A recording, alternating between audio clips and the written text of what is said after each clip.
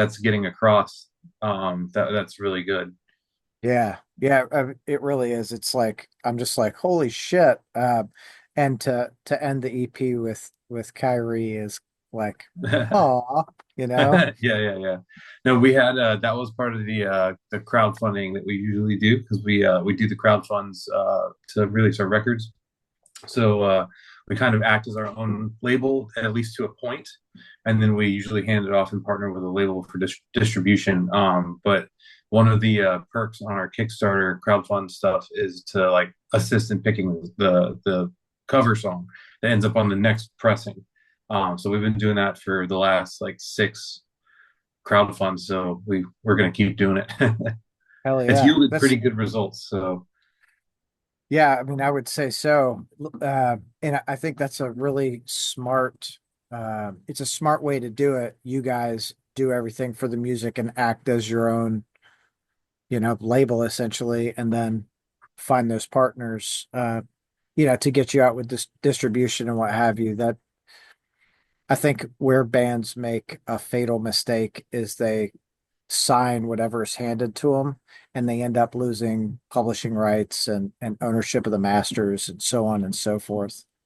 yeah, no, I mean you can get stuck really easy. I mean, luckily, like we've been in and out of situations like that, so we kind of know what to look for nowadays. But I mean, we're really happy with the way that we release it. So I mean, I don't think much is going to change really. RPM has been on, and they helped us kind of co-do this, so we're going to try to do that just on a bigger scale with the next release. Right on. And RPM is like they're like a force. I feel like they have everyone in metal that is something going on, you know? Yeah, no, I mean they're a growing label, and they've got all the old good members of some other labels that are kind of the ones that are pioneering this new one. So we're really happy to be on the doorstep of those guys, and they've done a really good job opening those doors for us so far. Right on. So you guys just got off tour too, huh? Yeah, we just got home probably I think 3 days ago for us from North American run that we did. My run it was 4.5 weeks I think 26 shows 10,500 miles. Yeah, What a, just a little short one. yeah, short trip. Yeah. How did that go over for you all? It was really good. I mean, it beat our expectations. I mean, we had already done like essentially like leg one of our first headlining tour last year, but it didn't go out west. So we were actually that tour we were originally supposed to be supporting somebody, but that kind of fell through, and then us and Stryker were already kind of like ready to go. So we just kind of turned it into our own tour, and then we ended up just kind of making it ourselves. And that's what I'm saying. Like usually, you want to go out and support, so we're constantly growing. But it was the first time we went out to the West Coast by ourselves, like on top of the bill. So we had no idea what to expect. We've supported so many times over there, and that test has never happened. But we were happy that the people in the West Coast were, and obviously Western Canada, like somewhere we're far away from Chicago, all the way through there. Like it was really nice to get those first shows under our belt by ourselves, and they were awesome. I mean, that was it was weird because like all these people show up and like you're starting to like not know the faces personally, but these people Yeah. know you. So it's just like, oh, okay, like these people are remembering, and I don't know who the hell these people are, but that's awesome. You know what I mean?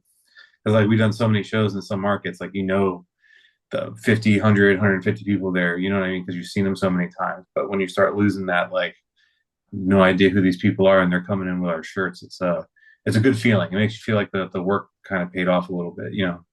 Yeah, I mean, the things you guys are doing obviously are paying off, and in that regard, like that's I think for any band that goes out and does things, they want to go to a town and see people showing up, right, with their shirts and Oh knowing yeah. who they are, going, "Hey, Camden," and you're like, what?" Like, yeah, hey, Yeah. I mean, that's part of growing is just, you just it's an impossibility to know like every fan's like face, name, phone number, email yeah, address. I mean, we're not computers, so it's just it was cool to see that, especially so far from home.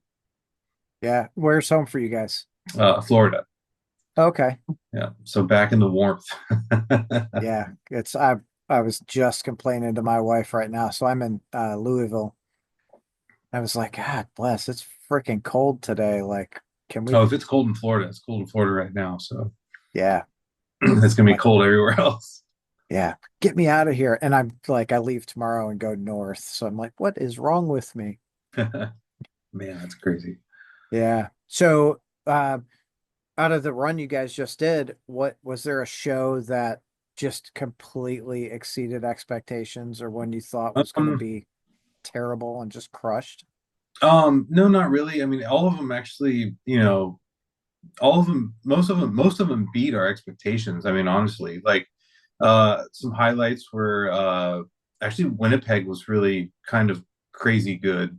Because I mean, like we've only been there once, and I was on the Blind Guardian tour 14 years ago. But like, we had I think a little over 100 people there, and it's just like it was just why are these people showing up in Winnipeg? You know what I mean? And I Yeah. was just like, oh, like, it was a market I didn't know. Like, I was expecting, who knows, 10, 20, 30, 40, 50, hoping for, close to 100. We got it, you know what I mean? But it was just crazy because we had, I mean, realistically, like the band's only played there one time, Yeah. 14 years ago. So who's actually going to remember? But that was really good. Chicago, Seattle, San Diego, uh, Phoenix, Denver, all those places were really awesome. Greensboro was all great. Atlanta, the Florida shows were good. Everything, I mean, everything was pretty good. I mean, honestly, they were all evenly attended, and it was a good time. Everybody did pretty well. That's awesome.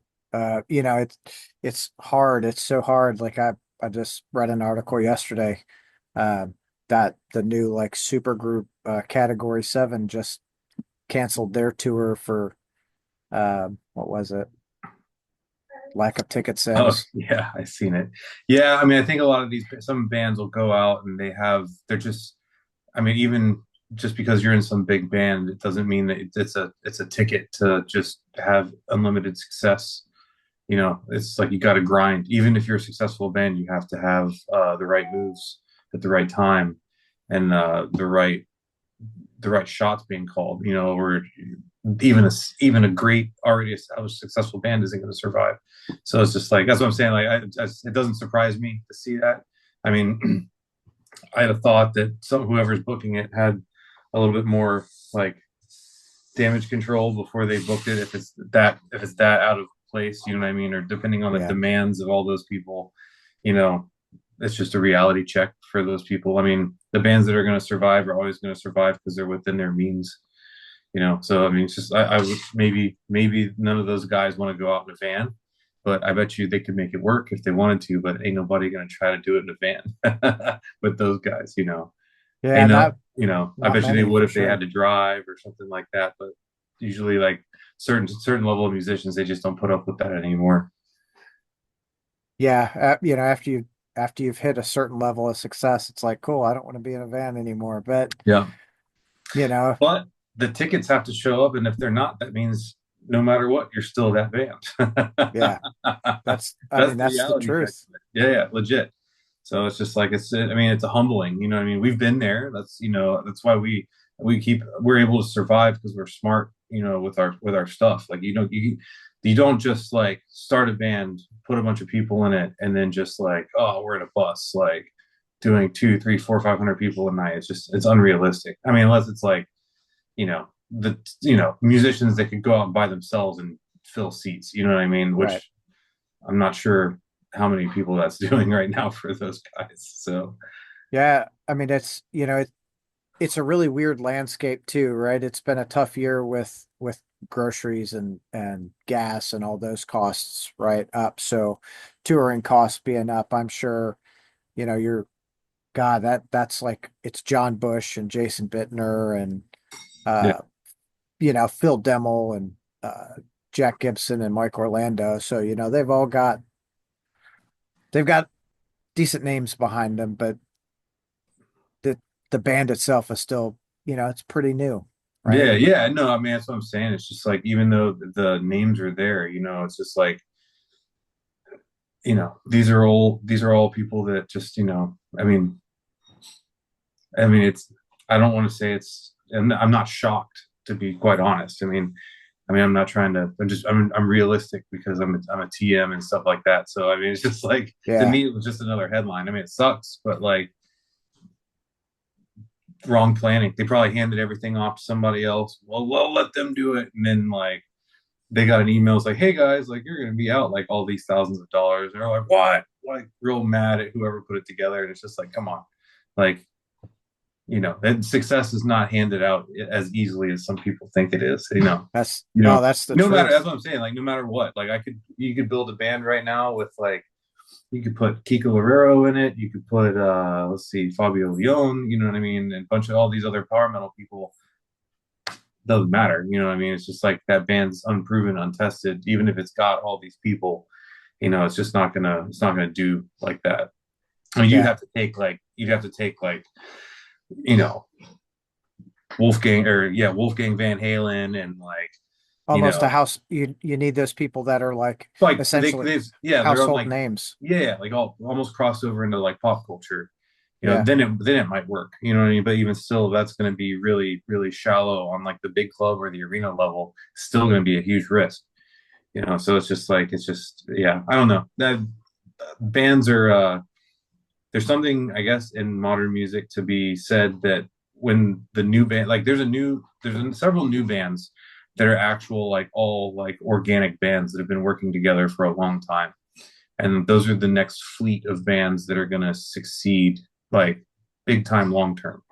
You know what I mean? So it's just like, the super groups are cool and all, and I'm not like shitting on any of them. They're awesome, but the people looking for a quick buck, I think, are going to find exactly that. You know what I mean? And they're going to either make or lose that quick buck, and then the band's going to be done. So it's just like, generally, I try to pay more attention to like, the not necessarily real bands, but bands that are just, it's not just a quick thing. You know what I mean? It's like, these people Yeah. are like really into it.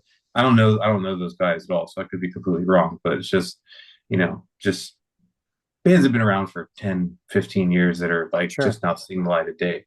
I really, like, look up to those guys, especially they grew in the modern climate of the music industry, when things are much harder than they were, I would imagine, back in like the 80s and 70s, for growing bands. So Well, and you look at most of that band and they all come from the 80s and 90s, you know what I mean? yeah, Like you're talking Armored Saint and Violence and Machine Head and yeah, then, you know, yeah, oh shit, Exodus and yeah, yeah, Shadows Fall, right? So they've got history, but it obviously not with Category 7, first album, tons of press out there. yeah.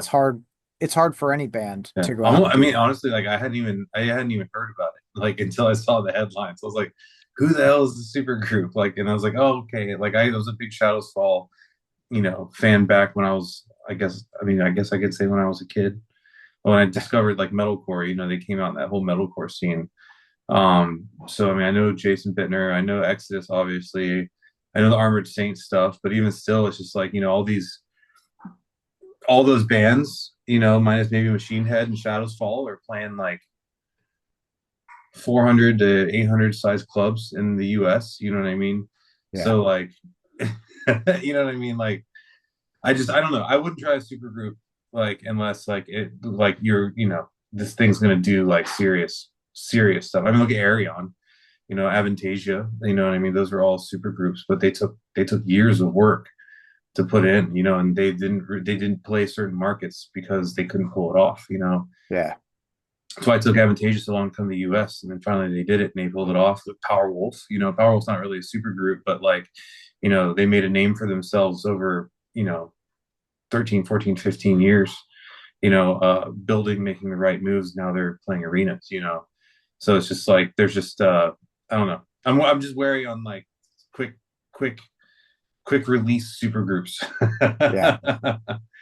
I totally get it because it almost, you see it and it happens so fast for him. Album comes Yeah. out like, oh shit, cool, let's go tour, let's do this thing, and you wonder, right? Kind of what you were saying, right? Or is it just a money grab? Like, oh, let's put this together and see what we can do with it. Yeah. Or, is it good? It seems like talking to, John and the guys, it seems like they've all really enjoyed putting it together, which is cool. So I Yeah. hope there's I don't even know what it sounds like. So it's just like, yeah, I haven't even checked it out. I'm so new to that right there. I'll have to check it out. But I just, I mean, just coming as a TM from that yeah, point of view, looking at knowing what like a bus tour entails, like financially and logistically, and like, bands like that aren't going to travel without a front of house, without a driver, without a merch person, without a tour man. You know what I mean? I don't think Jason yeah, Bittner's going to get up and start whipping everybody's ass in the morning like the right. TM would. You know what I mean? So it's just like, like it gets expensive really quick, like, and there's already established bands that are still like eating that budget. You know what I mean? So Yeah. it's just like they're, unless it's a van tour or a sprinter tour and they're doing like hotels every day and one, everything's squeezed in a little bit, there's no way. It's just, or they're going to have, a budget to lose money until they make money and pay it off and For sure. essentially finance their moves, which is what a lot of big bands do. Now there's some bands that have all that money behind them that have these calculated losses essentially, but and then they make it back and then some, but that's a whole nother you know what I mean? That's a Yeah. whole lot of stuff behind them at that point. So that's a totally different conversation. But I mean, it sucks, but touring in today's world, like you have to be frugal or you won't survive. Yeah. I mean, that's life. You know what I mean? Like Yeah. you've got to be real careful on what you're doing, uh, with the steps you take moving forward, Oh yeah. you Yeah, know? for sure. So Everything is to get it lower. yeah. Oh yeah. And it's tough, especially I'm sure merchandise costs over the last 10 years have just really, skyrocketed too. Yeah, yeah. It's not as crazy on the merch side. I mean, it's still relatively like affordable. I mean, hoodies are always the most expensive things to print. Um, but I mean, the merch is okay. It's I mean, that hasn't increased, I guess, as much as other things. But we usually get a pretty decent job with our merch companies. Oh yeah.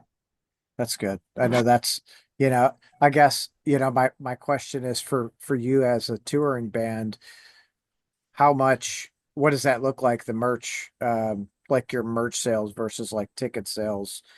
Do you rely on that from one night to the next, or is that just kind Oh of a yeah, I mean, bonus?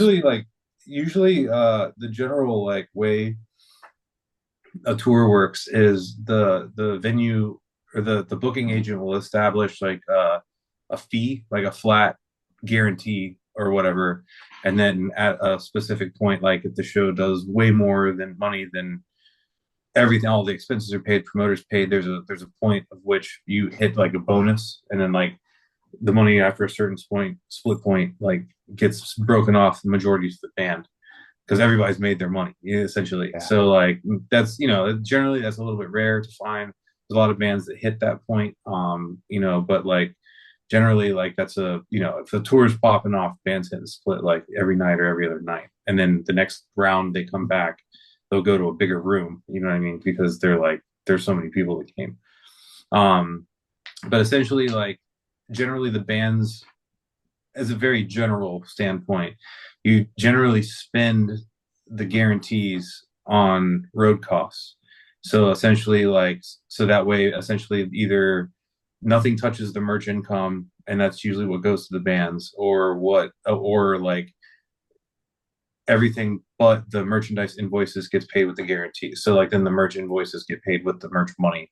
But then the show is like if it's an expensive show, like you dip the merch bill is in the merch side versus the show fee side.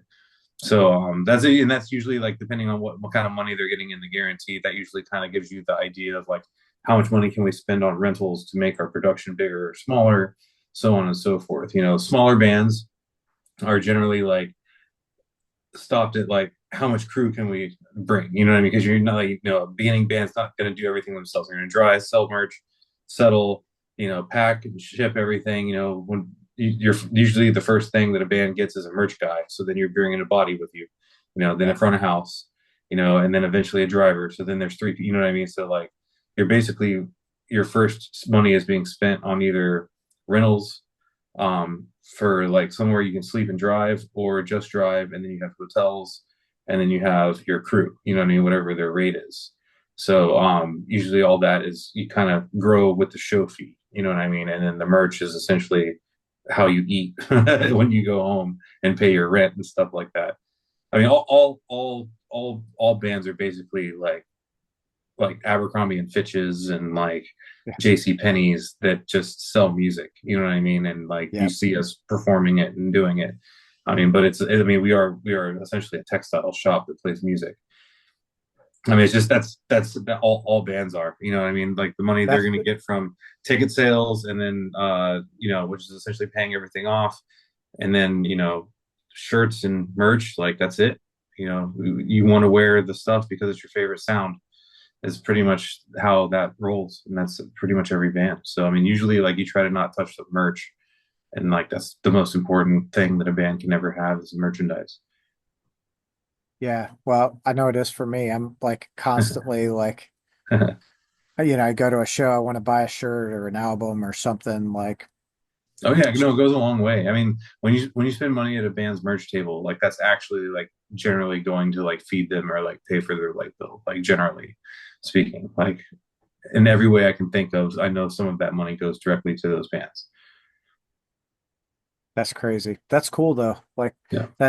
that's a cool insight into, touring from a TM perspective, or, just from a touring person's Yeah, yeah. No, perspective, even on behalf of a bunch of bands I've seen, it's just that's generally how it's split. I mean, it's a real you know, there's a way to. I mean, obviously, nothing's like quite that cut and dry, but like generally speaking, I mean, that's what you try to do. And then there's Yeah. little things around those borders, what I mean, that are worked and finagled. But yeah, no, I mean the merch tables like that's the band's bread and butter. Hell yeah. So for all you out there, go buy the fucking merch. Yeah, yeah, basically. It's the most important thing. So, on the square, we're gonna go back to that. Is there a song on there that you like more than the others? Um, I like them all. I should say, I mean, I like that kind of like slower pace, like arena rock, like Wilted Pieces. Yeah. And the video came out really. I mean, the other videos came out good, but that one was just like fun to shoot because we were in just a different spot. We did it at this place called Selfie World Extreme, and it was just a different. We never shot somewhere like that, and it looked better than it should have for what we did. You know what I mean? So it's just like, Yeah. yeah, just like the little spots that they had were really nice. It was shot right, and the edit came together really quick. Everything for that song came together like really, really like quick, and it was easy. With the other two videos, like we were chasing sunlight and timing everything, so it was a little bit more stressful to shoot just because of the timing of the sun and stuff like that. But other than that, I mean, that's it's a little bit of an easier song, so like you have to think a little bit less when you play it. You know what I mean? So I Yeah. give you time to goof off a little bit more. Um, Probably that one. I mean, just because it was just got a little bit more laid back. It's got a big hook in it. Okay.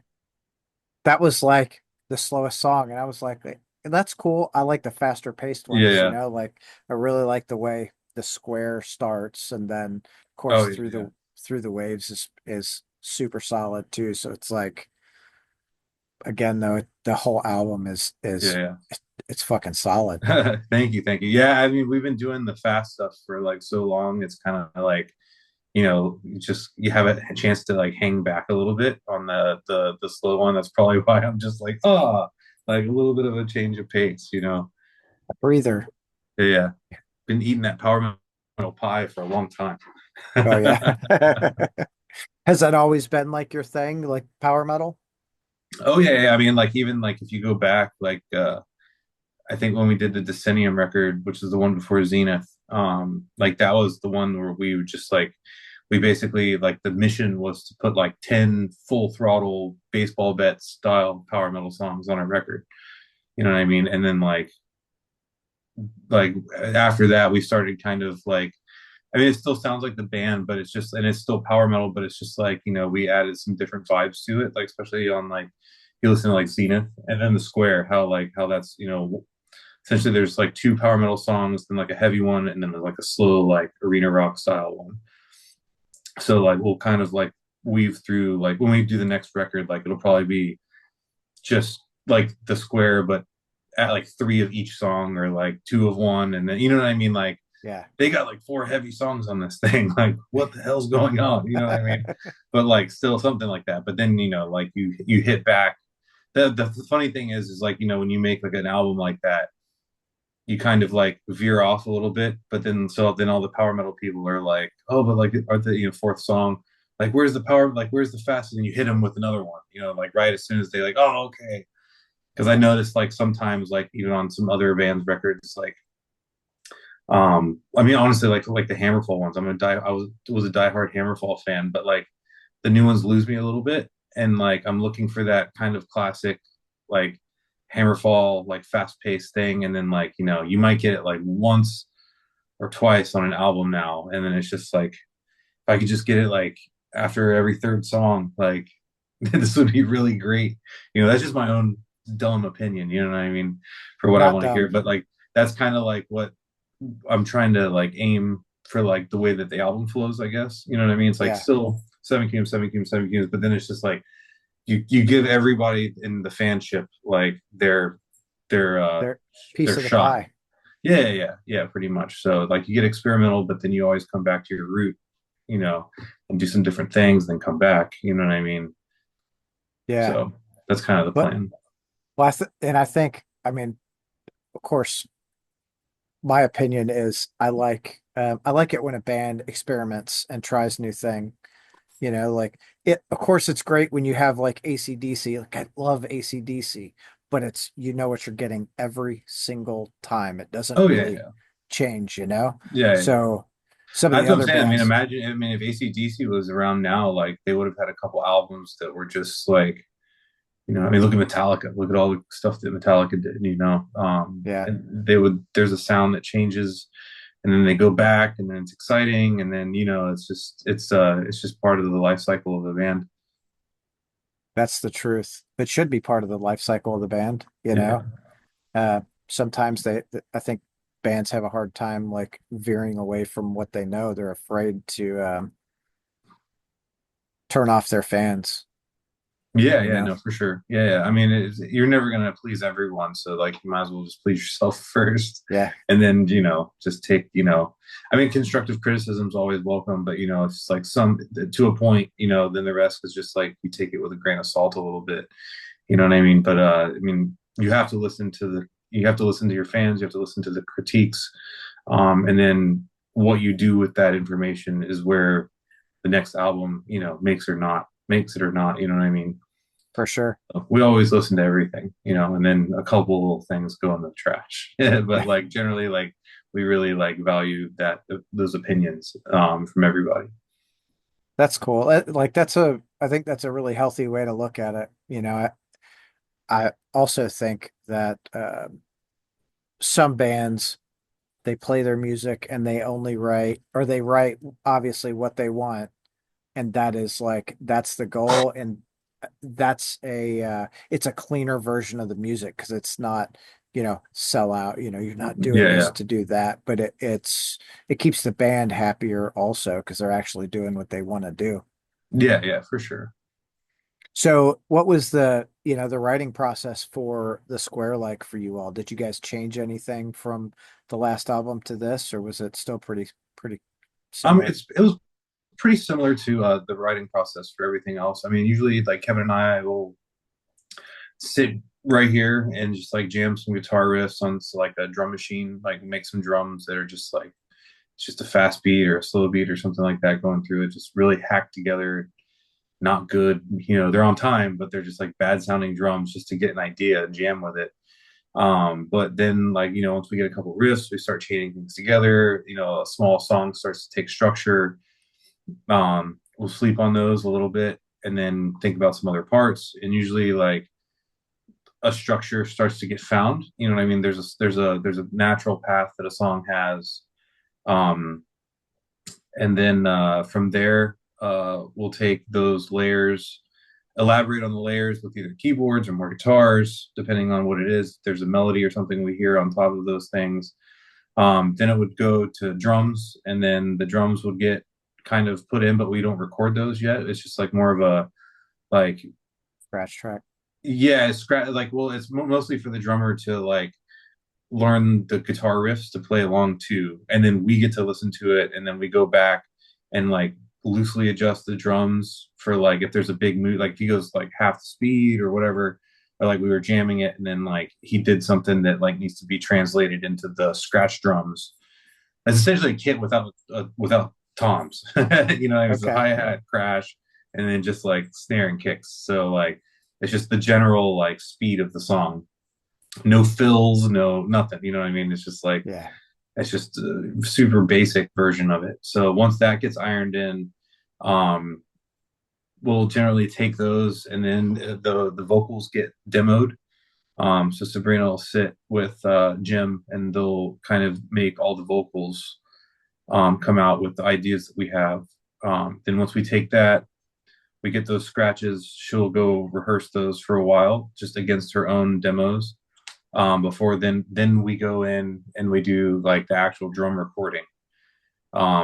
Then once the drum recording is done over those scratch guitars, we go record the real guitars over top of the real drums. Kevin and I do bass. We added all of our keyboard tracks that we made and would have had done in advance. um, then Sabrina would go do all of the actual vocal takes. Like she'll go back to the studio and like recut everything with the practice that she's had with herself, essentially. So she's singing it as if it's her own song now. You know what I mean? Rather Yeah. than like I just wrote this. So you get a different performance from her definitely after she's done that, and then after that it gets mixed, and then that's where everything starts to sound like right and like balanced and stuff, and it gets fine tuned, and you start seeing the jewels. And then it gets mastered, and then that's it's out. Like we send it off, and it gets pressed and all that fun stuff. All the fun stuff. Yeah. How long does that like how long did the square take you from like the time you started till it was done um recording? I don't remember. I'm trying to think when they did I know the drumming started in about January. I think we might have finished the demos like before the or right after or Christmas, I think last year. And then I know in March we did the drums, and then we mixed when I got home after that. I think we did the whole recording process when I was in between the Vader and the Windrose tour. Um, it's probably like three. Like once we do drums in the studio, which is like the actual recording portion of it, it's probably like 3 months. And I mean, we're not there the whole time, but like it's 3 months off and on, or we're there for a couple of days or whatever, or like we're grinding. Like Kevin and I'll spend like a week and a half, like just here, just like recording guitars. Everything's digital now, so it's just like Axe Effects. We capture it, and then it goes to the expensive studio to get like messed with. So like, luckily, like we can spend a lot of time here and do it. And Sabrina spends a week doing vocals usually. Yeah, mixing takes about a week, and we're there for about a week. And then mastering takes about a day and a half. So I mean, that's what I'm saying. Like, I think we're really going for it probably about 3 months of a cycle, because like there's edits there's other clients that need the Yeah. studio, blah blah blah. But I mean, it's not cheap, and it's time consuming. But that's Yeah, that's the body of work that you live off of essentially for several years when you do it. So I mean, you have to put that time and effort into it. for sure. Well, it you should, right? Because it's like once it's out there forever. Yeah, yeah, yeah. You do put out a half-ass album, 10 years down the road, you're like, God, I wish we'd have did better with, Yeah, yeah, XYZ, whatever that is. yeah. Right on. What's the next year look like for Seven Kingdoms? We're going to Europe in February with Unleash the Archers. So that's our first tour back over there from or for next year. We'll come back, try to finish some of the demos for the album. I mean, hopefully by summertime we're done essentially with like the basic structure of the songwriting. And then I think we're supposed to maybe go back and do a couple festivals, hopefully, in the summer. And then we're looking for a tour in the fall. But luckily, that's not up to me nowadays. We've got management and booking agencies looking for all that for us. Yeah, I'm just waiting for them to tell me what's next. So it's Right kind of on. nice to not have to think about that now, but you know, still keep the eye on them, kind of thing. Yeah. Well, you're the CEO essentially, Yeah, yeah, right? for sure. Just, hey, no, we don't want to do that. Make sure we're doing this, Yeah, pretty much. which is cool because it actually it leverages your time, I think, a lot better. So you're able to do other things like write and focus on some other activities Oh yeah, while the yeah. No, I mean, there's enough going on right now. It's just like I'm kind of happy I don't have to chase all that stuff around. yeah, There's enough to chase around. yeah, that's the truth. I wish I had a little more help on, next to me taking care of some of my things like Yeah, yeah, one no. day, you know. What so out of your years of touring, like what trying to think of the right words to say it. I'm kind of brain farting. Uh, is there a time where you were just like, holy shit, I never thought that I would ever do this thing. Not really. I mean, everything's a step, I guess. I guess I don't know. I feel somewhat jaded nowadays because like even like working for other bigger bands, like I've seen a bunch of like kind of crazy stuff, like just like seeing like arena shows, like the Powerwolf stuff, like it's just kind of like, man, like it's kind of crazy. Like I'm watching all this happen, but like at the same time, it's just I'm not sure I'd ever want to be an arena band. Like there's so much stuff involved. Like I would be totally satisfied just selling out a 1 or 2 thousand cap club twice. You know what I mean? Versus going to like a 15,000 or something. I mean, sick if we did it. I mean, obviously there's you'd be hiring people, but it's just like yeah, just seeing like arena stuff, how big it is and how much manpower it takes is kind of crazy. Um, but I mean, I think a lot of the unbelievable stuff is hopefully yet to come because then I'm a believer of everything already. That's So, I yeah, mean, that honestly, like every time we've been on stage, it's been a good show. There was a calculus that happened like to make that happen. You know what I mean? So it was like, oh, okay, good. You know what I mean? I mean, honestly, like I'm of course thankful for those moments and stuff, but at the same time, like we did this because of this. You know what I mean? And like this is the payoff. Like, oh, okay, good. So that's kind of there. So hopefully all of my unbelievable moments are still to come. for sure. So is there a band out there that you would overall everyone else would like to go out on tour with? um I mean, it would be sick to do any of like those big like when either like Sabaton or like Powerwolf, like Sabaton, Powerwolf, Halloween, they do those kind of like arena. I would love to open in an arena tour. I would not like to be the headlining arena band. So like that I would like to do. I would like to have that experience because it's just you're playing in front of so many people as a growing band. It's just like I don't know where else you get that volume of exposure that quickly.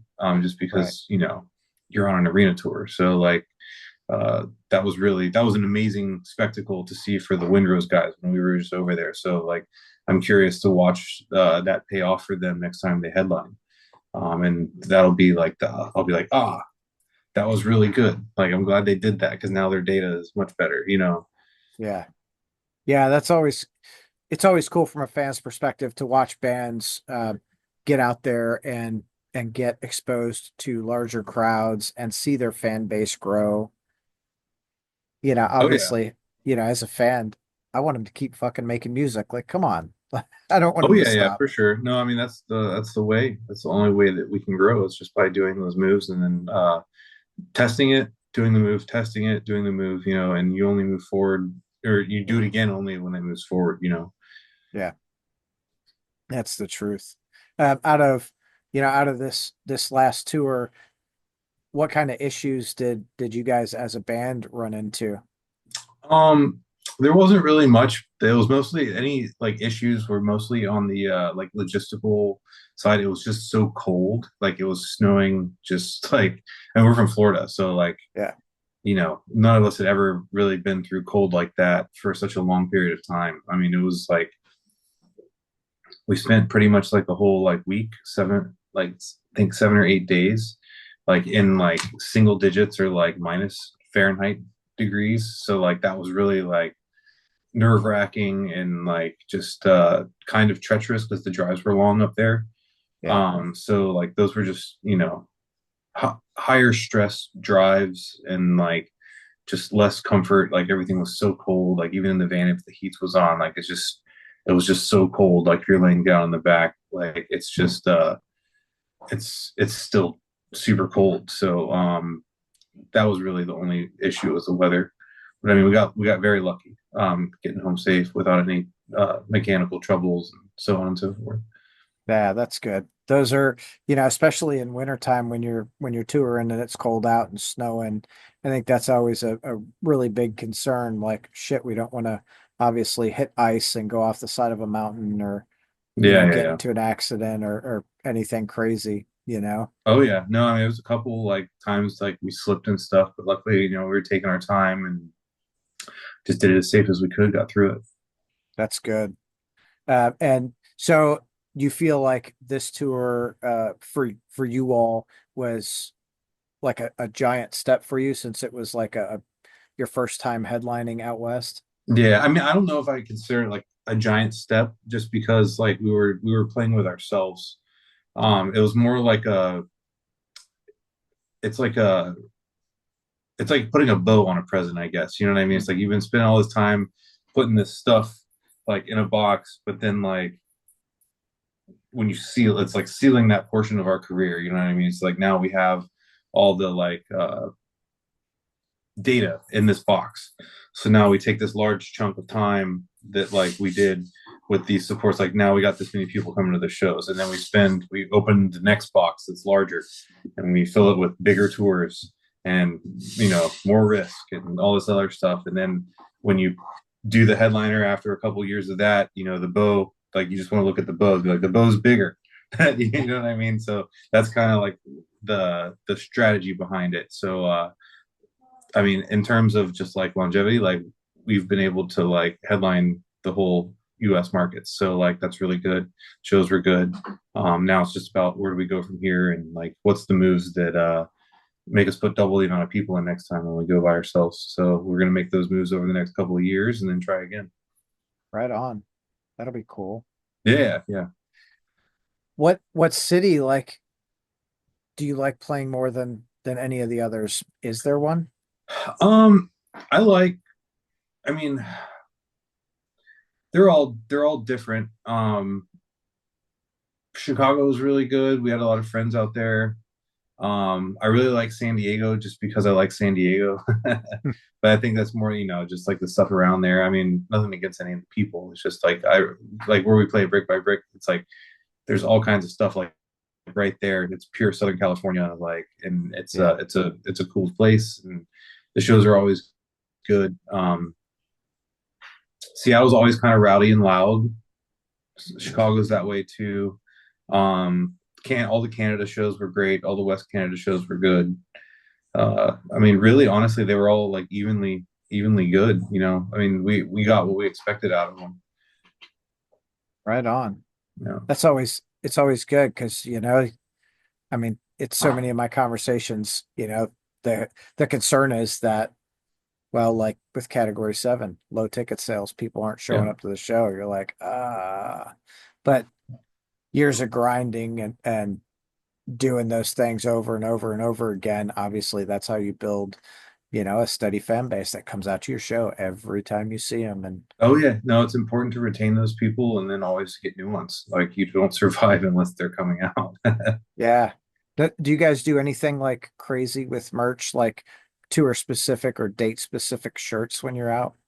We just usually we have a tour shirt that we usually run with on every tour, so and it always changes. So like, right now like we if we have a US tour and like a Europe tour anywhere near like 3 months together, we wrap it into a world tour shirt. So like we can take that same design, in both markets. But then other than that, we have a bunch of merch that like we've printed for like songs or whatever, but they don't have like dates.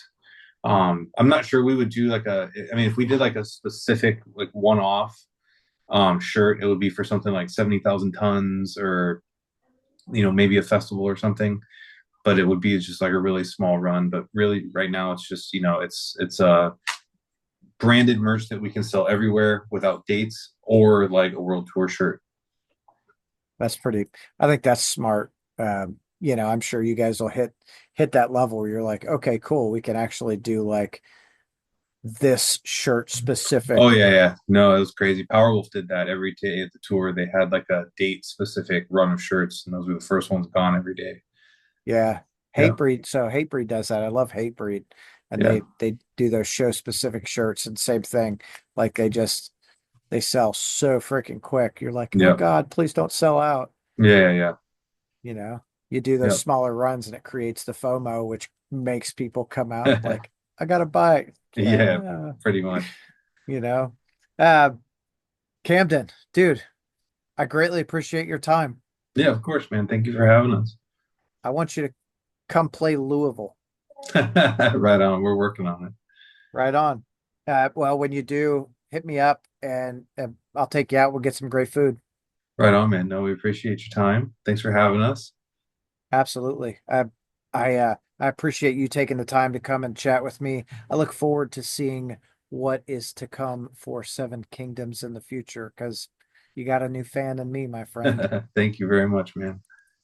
Hell yeah. Have a great night, dude. You too. Thank you very much. Thanks. See ya.